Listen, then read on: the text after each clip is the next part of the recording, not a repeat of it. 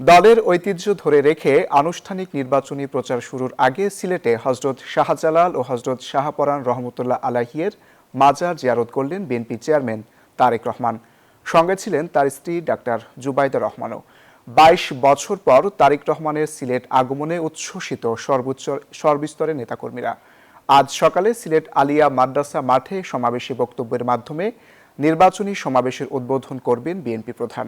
সিলেট থেকে সাইফুল ইসলামের রিপোর্ট।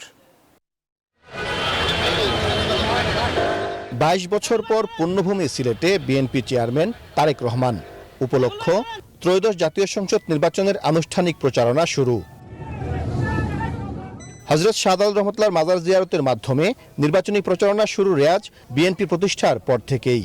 শহীদ জিয়াউর রহমান ও বেগম খালেদা জিয়াকে অনুসরণ করে ৩৬০ আউলিয়ার দেশে আসলেন তারেক রহমান। নির্বাচনী প্রচারণা শুরুর কয়েক ঘন্টা আগে করলেন হযরত শাহজালাল রহমতুল্লাহর মাজার জিয়ারত। সঙ্গে ছিলেন স্ত্রী ডাক্তার জুবাইদা রহমান। হযরত শাহজালাল রহমতুল্লাহর মাজার সংলগ্ন মসজিদে নফল নামাজ আদায় করেন তারেক রহমান। পরে মোনাজাতে অংশ নেন তিনি।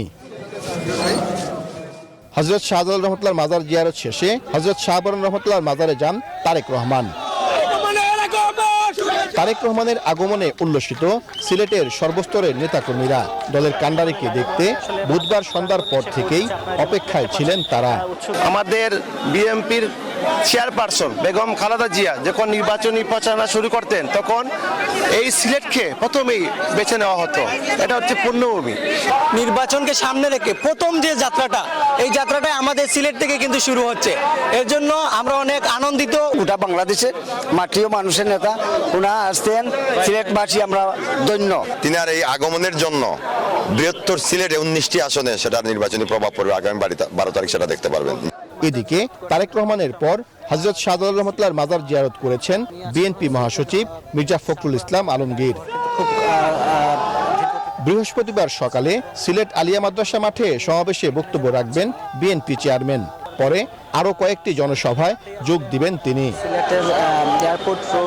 বিএনপি প্রতিষ্ঠার পর প্রথম নির্বাচনে শহীদ রাষ্ট্রপতি জিয়াউর রহমান হযরত শাহজালাল রহমতুল্লাহর মাজার থেকেই নির্বাচনী প্রচারণা শুরু করেছিলেন।